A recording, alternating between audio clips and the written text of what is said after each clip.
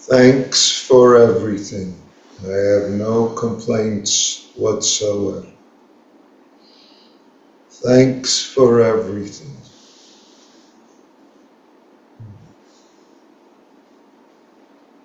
Not so easy to grasp this thanks for everything.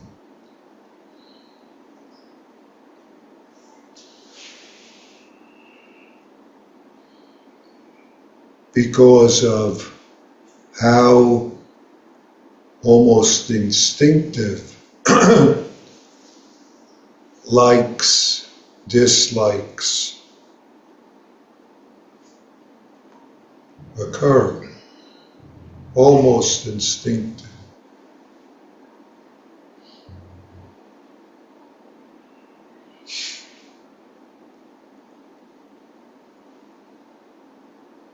And yet with likes, dislikes, right away we go to thanks, no thanks, don't, no, I don't want that. Even with the baby, you see them pushing away.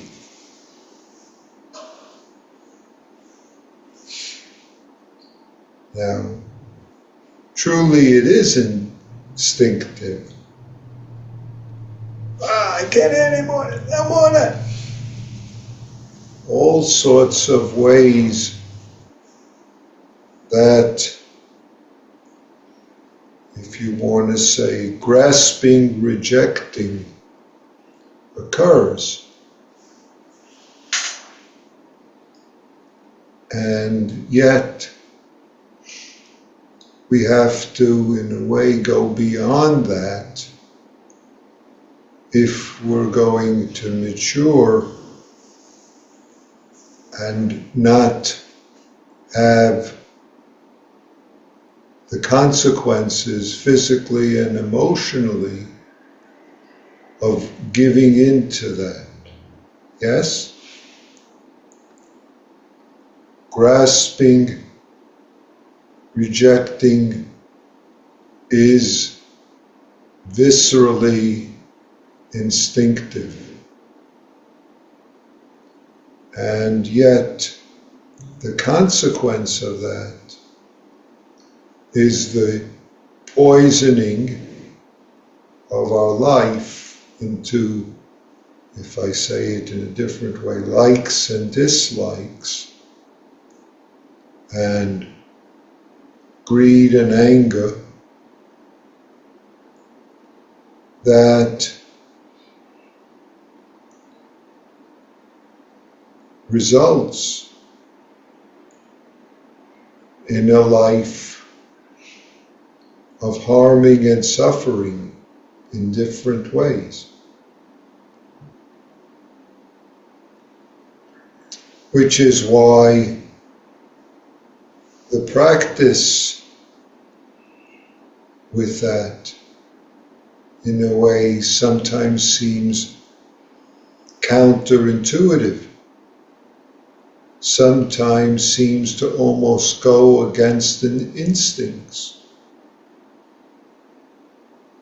How do we live thanks for everything? It's the thanks. How do we see the thanks of no thanks? How do we see what's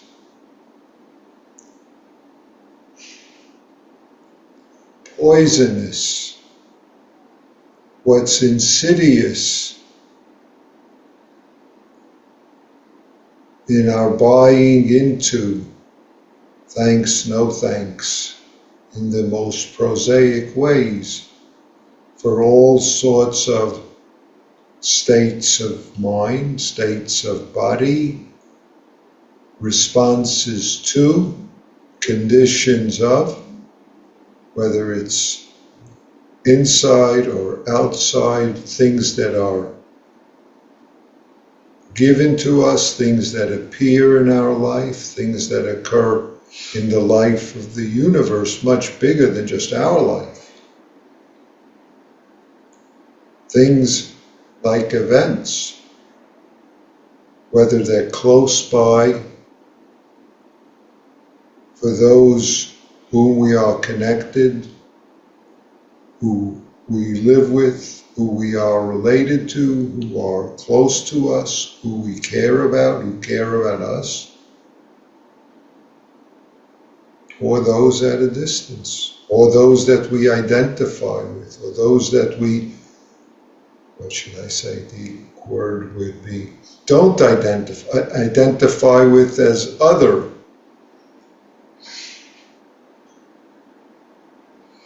That isn't a word, I'm thinking.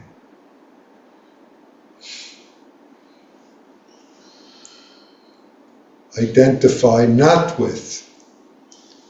We'll do that until the word comes to mind.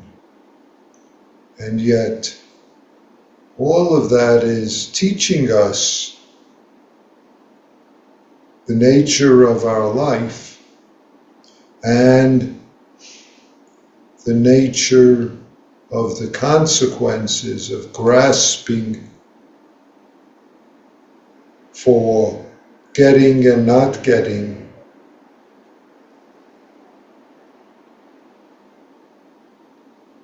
what appears and disappears in the ongoing life that we live.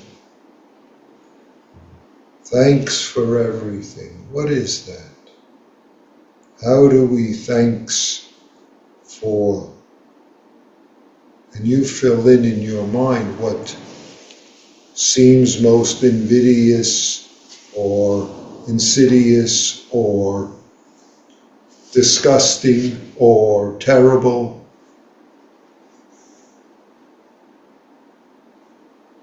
What we need to get rid of, and yet thanks for that opportunity with what I'm contemptuous of.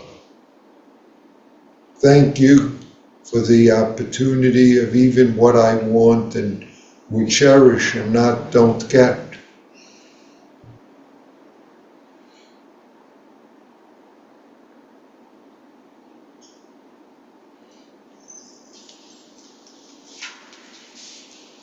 Thanks for everything. If we work with that, we will become, or we can become, more skilled in sensing what everything's, every times, everywheres, every who's are easy, whatever that means, to be thanks for. And what and how for us, and each of us is different, is difficult, painful to be with, much less to be thankful for. What is thanks for everything? Or let's say it a different way. What do we discover that we want to fight with, verbally, mentally, emotionally, because we don't want to be thanks for that, for this. And this requires that we be present in our life circumstances so that when thanks or no thanks arises, how do we be thanks for no thanks? We need to be present throughout the day to what thoughts, feelings, visceral bodily sensations, events, as well as our mental rambling and playing with things that are far from us, especially these days. You could be at every end of the earth within 5 minutes, going on the internet, going on the various media, using various apps, especially some apps which just put you into all sorts of communications, whether it's written or verbal or visual, likes, dislikes.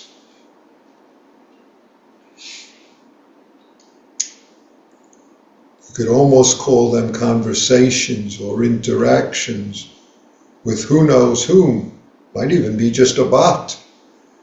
Might even just be a AI chat somewhere. No person at all, just some computer-generated activity. I'm sure some of you have a lot more experience than I do with this. Now, of course, some of it is even with, what should I call it, computer games. Let's use a simplified word. Beings in computer games that we have all sorts of thanks, no thanks, reactions. All sorts of everythings that are not even things. Just some, I don't know what to call it, collections of data, collections of experiences, of musings. How and what does grasping become in the midst of it all being just electronic chitter-chatter? Not even human beings, not even physical events or circumstances, not just physical. Weather's physical, not physical, but not even natural in some ways. And we can find grasping likes and dislikes that become poisonous in our body and in our mind and in our way of being in the world in terms of suffering and harming, both for ourselves, and that carries over elsewhere, elsehow. But we don't have to go with that. We always have this experiencing to come back to, if I say it in that way, in our practice. In fact, not come back to, but be grounded in. In fact, that's the most important thing about Zazen, is that we be grounded where we are. And the most difficult thing when all sorts of media, all sorts of devices are trying to pull you out of this into some other realms, electronic and otherwise, realms that are the product of others, other beings' minds, other people, other non-people, other artifacts. Thanks for everything. Of course, as soon as we enter certain realms, we know these are realms that are designed to feed on likes and dislikes and greed and generate anger, whether it's simply realms of where websites to buy and like and get more of and bid for, or write about how much you're right or others are wrong, or how much you're getting bombarded by how wrong you are and how right they are. These are all potentially have uses, but are also potentially poisonous for us. And remember, the fundamental point of practice has to do with suffering and harming. Suffering and harming, and how that builds. How that builds to poison the life of the universe. That's the whole of the Buddha's teaching, to enable us to be at peace, or if I'll say even joyous, as who we really are, or to at least release some of the things that cause harming and suffering, that poison, that create, what should we say, non-peace, create and keep us from non-loving action, non-compassionate action. Thanks for everything. How do we do thanks for everything when you're in a interaction, I'll say it that way? Is there thanks for everything when you're having interaction with unknowns, possibly human, possibly bots, possibly who knows what? AI constructs.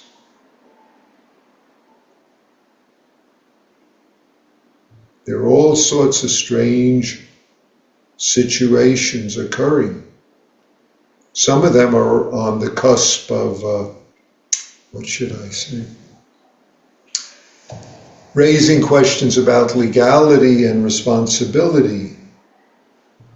But we need to see it in terms of where and what we're doing. Thanks for everything. I have no complaints whatsoever. I.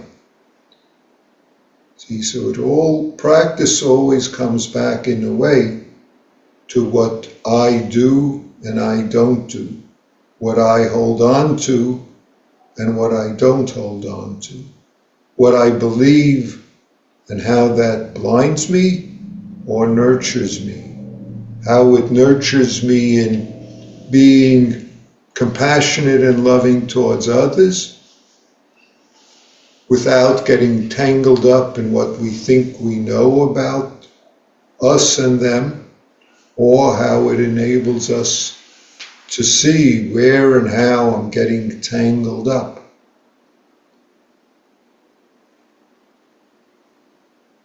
It allows us to take the step of the Bodhisattva, no complaints whatsoever. Maybe no complaints despite the fact that we are sure we have complaints. We're sure we should have, could have gotten that, achieved that, won that, been the victor.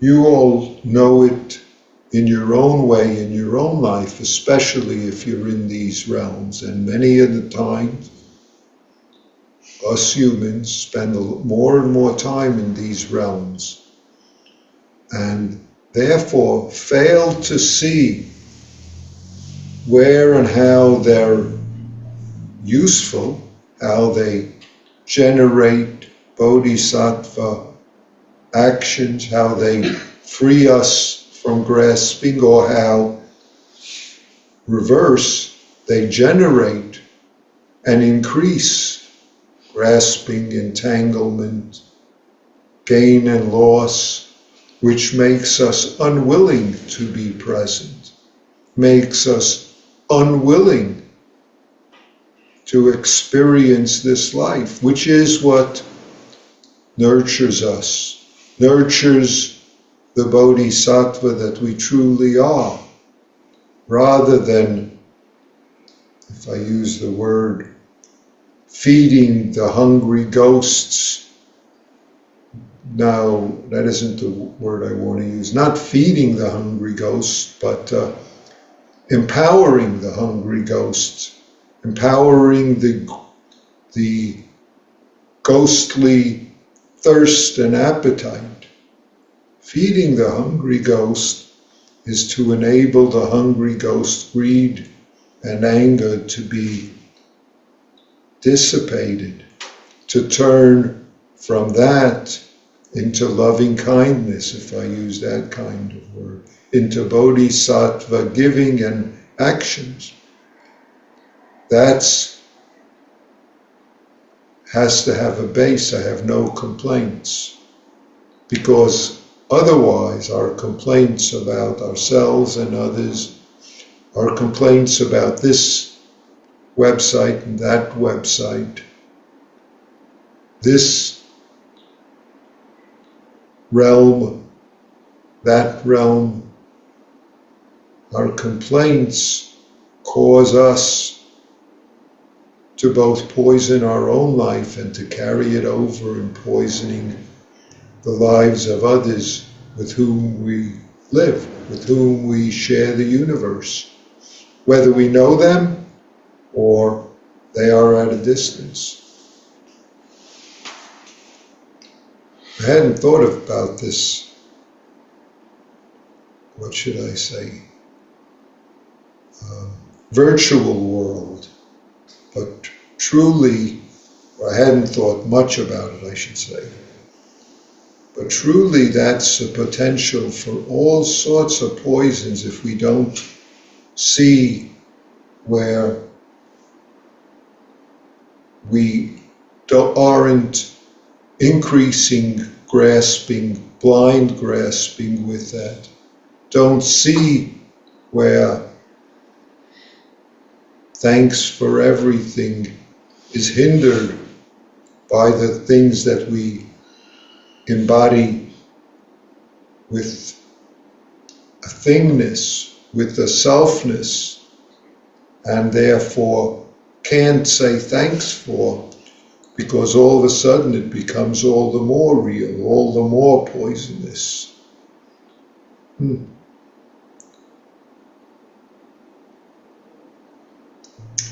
Thanks for everything.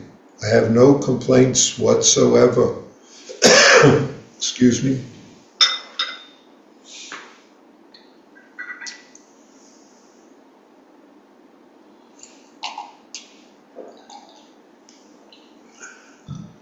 Is a practice I encourage you to try. Try it in little ways in your life. Try it in various times, saying, okay, when I get to so-and-so, such and such place, such and such time, I will work with that. Say it and see how you resist it. Say it and see where you deny it.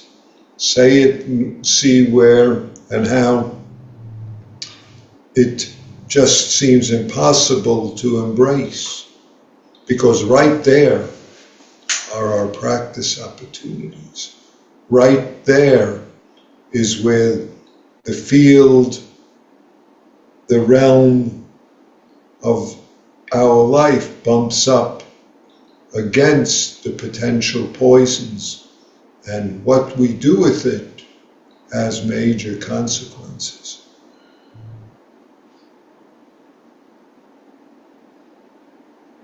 Thanks for everything. I have no complaints whatsoever. If you want, you can select a certain amount of time during a day, once a week, every day, to bring that up while you're doing things, while you're out shopping, driving, online, at work, with friends, with family, and you've added.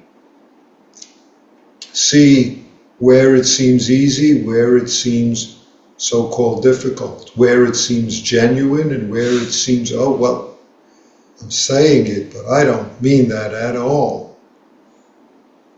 All of that is what enables us to see what and how our life can be nurtured, how the life of the bodhisattva that we are can be nurtured, and where and how we can be blinded, where and how we refuse to embrace who and what we are, who and what others are. Thank you. Please take this with you after session and let us know how you work with it, how it works for you, how thanks for everything becomes a truth that you can discover for yourself and with others.